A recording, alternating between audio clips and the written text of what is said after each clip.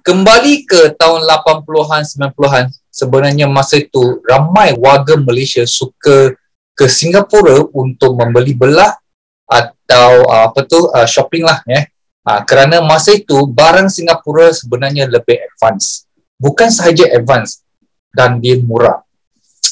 Kenapa saya cakap lebih advance dalam masa itu? Sebenarnya masa itu Singapura kalau berbanding dengan Kuala Lumpur, mereka lebih moden.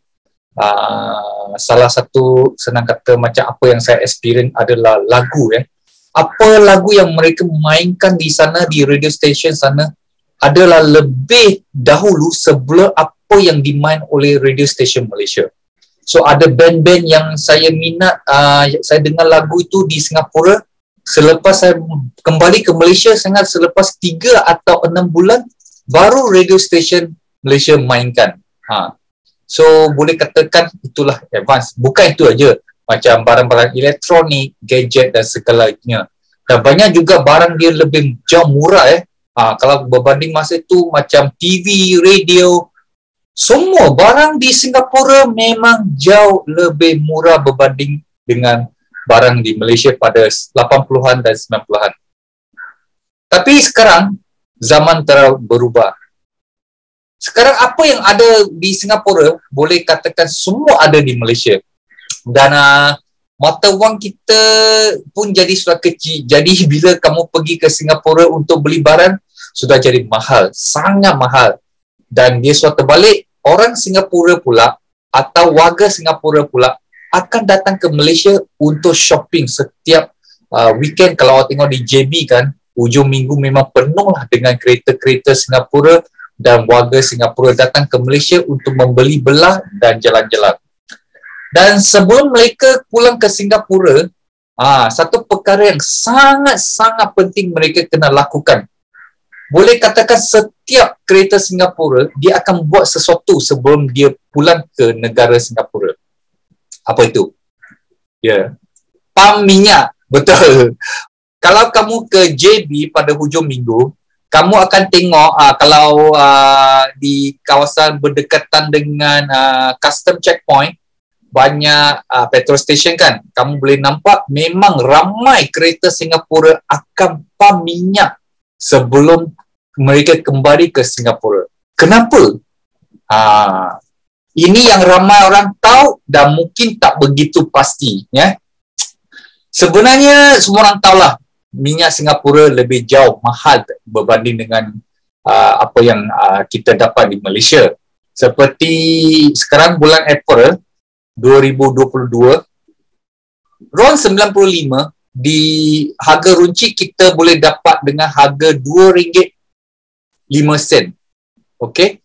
Dan di Singapura, RON 95 harga runcit dengan harga Singapore dollar $3, iaitu lebih kurang duit ringgit kita RM9.33 seliter. Di Malaysia kita beli RM2.05 seliter. Di Singapura kamu akan beli seliter RON 95 dengan RM9.33. Ini yang sekarang Sebelum itu pun mahal, tapi tak semahal ini. Itu sebab setiap kereta yang akan masuk ke Singapura akan penuhkan petrol tank mereka.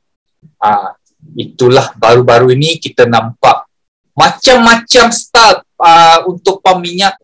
Sebenarnya perkara macam ni bukan perkara baru lagi disebabkan COVID, kita dah tutup border selama 2 tahun lebih sikit. Jadi warga Malaysia pun tak nampaklah perkara sebegini berlaku dah kan. Sebenarnya dari dulu lagi memang selalu kalau pergi JB saja memang nampak warga Singapura pam minyak dengan pelbagai style yang kita nampak ni. Dari goyang-goyang kereta, naik jack, naik rem, macam-macam ada. Bulan April, Malaysia dan Singapura punya border pun telah buka untuk sesiapa yang sudah vaksinasi. Itulah yang kita akan nampak balik aktiviti-aktiviti orang Singapura atau warga Singapura, dia pam minyak dengan pelbagai style. Dengan bantuan terutama petrol pump di sekeliling custom checkpoint di Johor Bahru ni, Memang mereka siap dengan style macam-macam. Ada yang bantu dengan goyang kereta, ada pun owner sendiri goyang kereta untuk penuhkan, takut tak penuh, takut ada celah-celah yang petrol tu tak masuk, dia kasih goyang supaya boleh masuk petrol kasih penuh.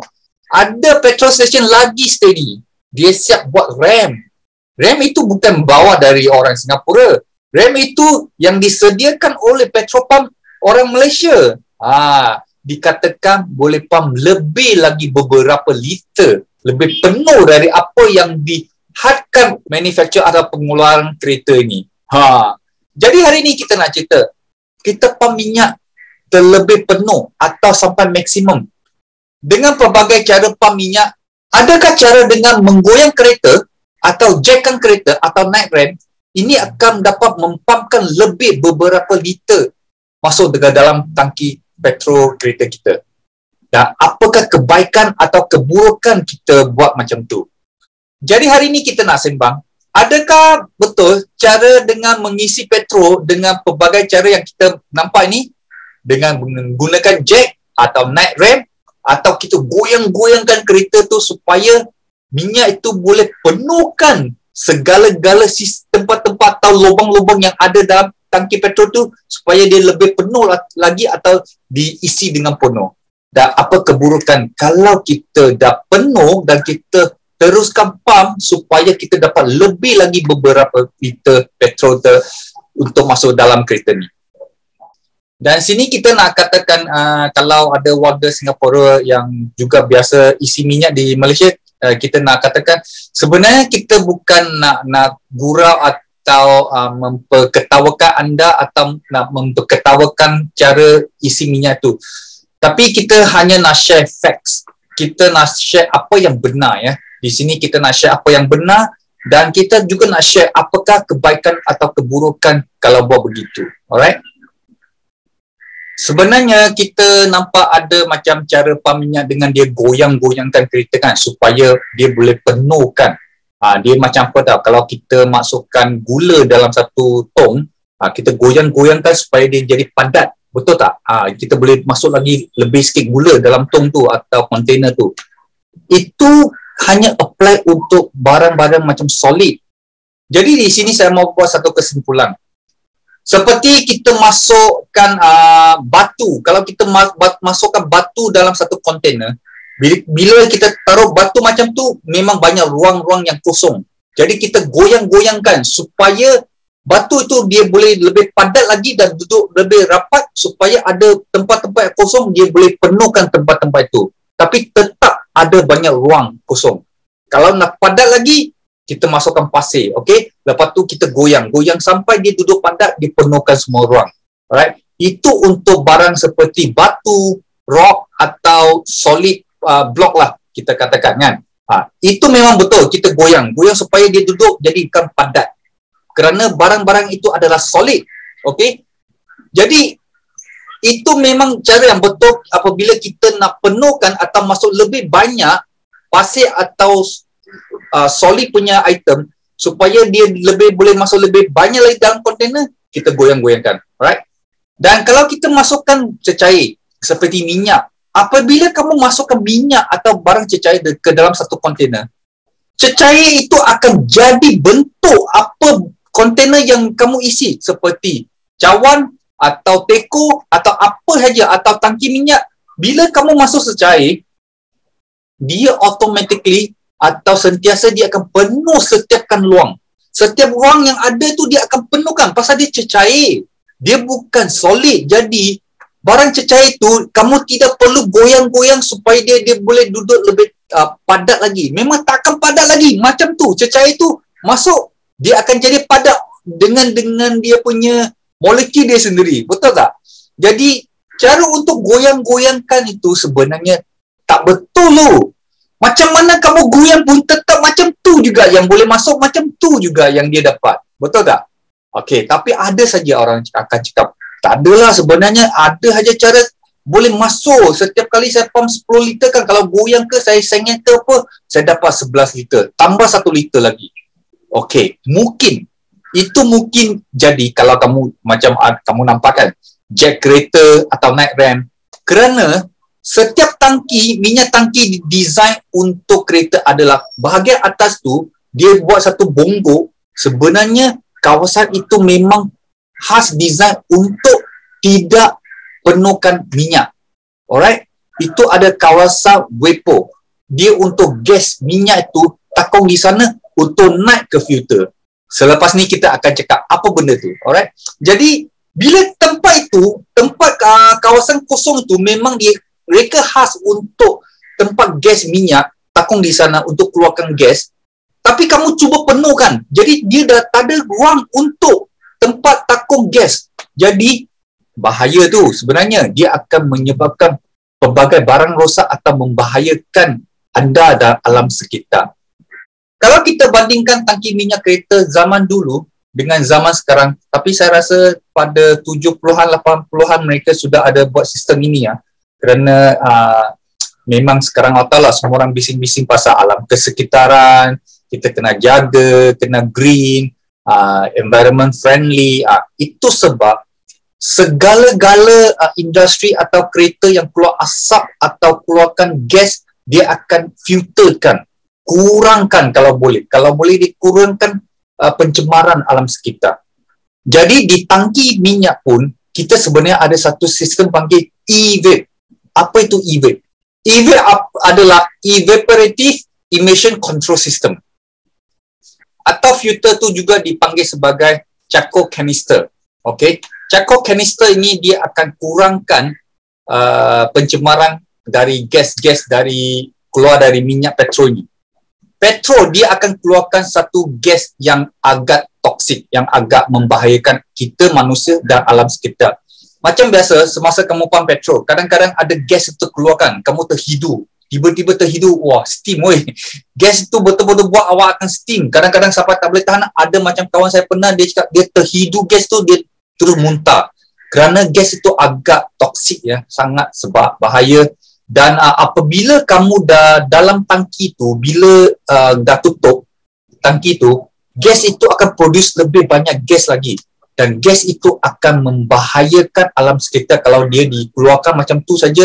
Dan orang-orang dalam kereta tu terhidu gas itu juga akan membahayakan kesihatan kita. Apabila gas tu dihantar ke charcoal canister, okay, atau hantar ke e-vape system tu, dia akan kurangkan gas yang bahaya. Dan sebahagian daripada itu dia akan masuk kembali ke enjin untuk pembakaran. Dan itu adalah salah satu sistem untuk kita jimatkan minyak untuk kenderaan baru. Itu sebab kenderaan baru dia sebenarnya dia punya design, engineer punya design. Kadang-kadang jimat minyak ni bukan pasal kita buat design enjin untuk jimat minyak saja. Sebenarnya macam mana kamu recycle dari minyak dengan gas sekali semua kamu guna supaya pembakaran itu dapat pembakaran yang sempurna. Jadi bila dapat pembakaran yang sempurna, enjin itu kuat. Bila enjin itu kuat, dia boleh jalan lebih mileage. Itulah yang kita katakan jimat minyak, right? Untuk gas-gas yang tidak dapat masuk kembali kepada enjin untuk pembakaran, dia akan melalui charcoal canister tu. Dan gas itu akan difilter supaya dia tidak akan keluar ke alam sekitar dan menyebabkan pencemaran alam sekitar kita. Dan satu lagi keburukan yang ramai orang tak faham. Sebenarnya charcoal canister tu didesain, dia sentiasa kena kering kerana dia adalah satu filter untuk filter gas. Dia bukan satu filter untuk filter cecair. Jadi apabila kamu dah penuh atau terlampau penuh minyak tu dalam tangki, kadang-kadang minyak itu tidak perlu banyak tau. Sedikit saja akan naik ke hose. Dari hose tu, melalui hose tu, dia akan hantar kepada charcoal canister itu. Dia akan rosakkan filter-filter dalam charcoal canister itu. Dan charcoal canister itu kalau sebenarnya nak katakan Malaysia orang sebenarnya ramai orang tak tahu. Charcoal canister itu sangat mahal tau. Kalau nak tukar satu charcoal canister mungkin dalam 2,000 lebih. Itu tak masuk upah. Siap dengar upah sekali kalau kamu nak tukar mungkin dalam 3,000. Terpulanglah apa kereta yang kamu gunakan. Sebenarnya setiap barang didesain oleh engineer otomotif, memang semua barang ada guna. Jadi di sini kita nasihatkan, kalau boleh pump petrol, apabila nozzle tu dia automatically stop, berhentilah. Jangan pump lagi. Jangan pump. Kadang-kadang kita nampak orang pump, kita dia intai. Pump sampai dia punya minyak tu sampai betul-betul sampai mulut dia punya cap itu. Kenapa nak pump sampai begitu banyak? Betul tak? Tidak perlu. Kerana 1-2 liter tu, okey, memang ada 1-2 liter. Kamu bukan naik motor. Motor ada 4 liter tangki aja. Biasanya kereta ada 40 liter. Jadi 1-2 liter tu boleh cakap, ya memang betul ekstra. Tapi tidaklah perlu sampai macam tu. Sampai nak juga. Tapi nak juga tak boleh cakap lah. Ini semua terpulang kepada individual lah ya. Semacam kita katakan, kita bukan nak salahkan atau menggetawakan orang-orang macam tu, tapi kita nak share facts, apa yang benar. Jadi macam warga Singapura datang ke sini, mungkin mereka rasa, yelah minyak murah kan, tak bagi penuh, tak beli sebanyak-banyaknya, nanti balik ke Singapura kena pump petrol mahal dengan RM9.30 lah. Pump minyak ini, isu pump minyak ni, boleh katakan kita pump lebih kurang setiap minggu atau setiap 2 minggu, betul tak? Jadi, tak perlulah sampai macam tu, 1-2 liter tu, tak apalah. Dah masuk Malaysia pump minyak ni, kira dah murah. Apabila dah murah, tidak dah perlu sampai nak 1-2 liter pun, nak kira nak juga itu 1-2 liter, betul tak? Tak perlu, kerana dah murah tu, kalau berbanding dengan beli di negara Singapura, dah murah. Tidak perlu buat begitu lagi, kan? Dan kepada netizen-netizen yang baru-baru ini kita nampak banyak pun macam mereka kutuk lah, ketawakan orang Singapura lah. Sebenarnya kita nak share di sini, tidak perlu ketawakan orang Singapura atau warga Singapura atau kita kutuk mereka. Tidak perlu. Senang je. Macam kalau saya pergi satu negara, dia ada jual barang tu murah dan barang itu saya nak guna. Tentu saya beli. Kalau boleh saya nak beli ekstra pasal murah, betul tak? Jadi apabila orang jual murah, kita belilah, apa salah? Kalau kamu jumpa barang murah, kamu pun beli, betul tak? Jadi tak salah, sebagai pembeli tak salah. Kalau kerajaan nak kontrol, okey, ini minyak ni ada subsidi, okey, untuk rakyat Malaysia aja. Kena kontrol, betul. Boleh buat demikian. Yang kena kontrol tu sebenarnya kedai, bukan pembeli. Jangan salahkan pembeli. Kalau you pembeli, apa salahnya? You jumpa murah, you belilah, betul tak? Tak salah. Kalau memang kita nak kontrol, sebenarnya government kena enforcekan. Ini sepatutnya minta stesen-stesen minyak ni kontrol. Nampak stesen nampak kereta dari luar negara masuk ke Malaysia untuk pump minyak, boleh pump. Mintalah dia pump 97, cakap minta maaf, ini pasal subsidi, tak boleh pump untuk kenderaan luar negara. Jadi 97 kamu boleh pump. Walaupun mereka pump 97 sebenarnya murah. Dan bagi saya biasa dengar kalau kereta Singapura dah masuk ke Malaysia, sebenarnya mereka tak akan pump 95. Kebanyakan lah, mungkin adalah 1-2. Disebabkan 1-2 kereta pump 95 dari Singapura, kamu semua nak bising. Kerana yang setahu saya sebenarnya, kebanyakan mereka pump 97 atau RON 100 kerana dah murah. Kenapa yang beli yang lagi murah? Buat apa? Beli yang mahal. Betul lah. Beli yang baik, lebih yang mahal, tapi murah lagi. Masih murah lagi berbanding dengan Singapura. Itu yang saya faham. Okay? Kerana saya pernah naik kereta Singapura sebelum kita masuk, kawan saya juga ingatkan saya, jangan lupa pumpkan RON 100 atau paling kurang 97, jangan pump 95. Kerana dia cakap sudah murah, jadi mereka pun nak pump yang baik sekali.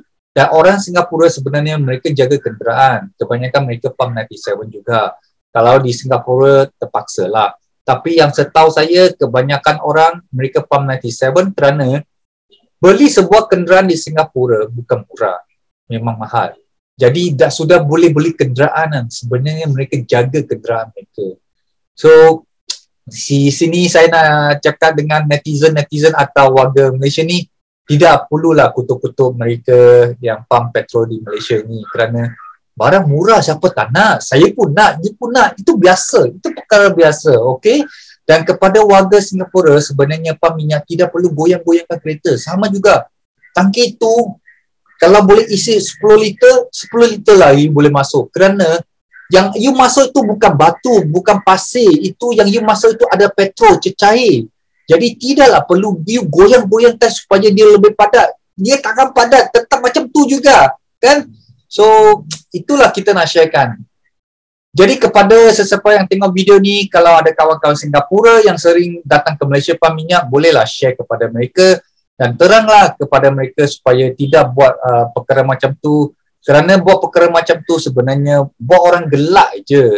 Itu yang kita tengok banyak media pun cakap warga Singapura menghiburkan kita selepas 2 tahun lockdown, kembali menghiburkan kita. Sebenarnya kadang-kadang kita tengok pun kita pun alamak, kenapa nak buat macam tu? You kena faham benda tu atau mekanikal atau whatever lah saya tak tahu terms tu. You kena faham. Itu cecair, itu bukan pasir, itu bukan batu. Okey, bukan goyang boleh jadi padat punya. Tak boleh. Dia memang cecair, dia akan isikan semua bahagian yang ada ruang, dia akan isikan penuh. Tempat yang patut penuhkan dia penuh. Dah tak boleh penuh, automatic stop itu nozzle tu. Jangan cuba penuhkan. Kerana itu akan rosakkan e-vape itu. Alright? So, sampai di sini saja. Kepada sesiapa yang minat channel atau konten kita, jangan lupa share kepada kawan-kawan kamu dan jangan lupa subscribe dan support kami kalau boleh. Bantu kami dengan membeli merchandise Kazuto Garage supaya kita boleh jalan lebih jauh lagi, buat lebih banyak konten lagi untuk kamu semua. Alright? Kita jumpa di next video. Thank you.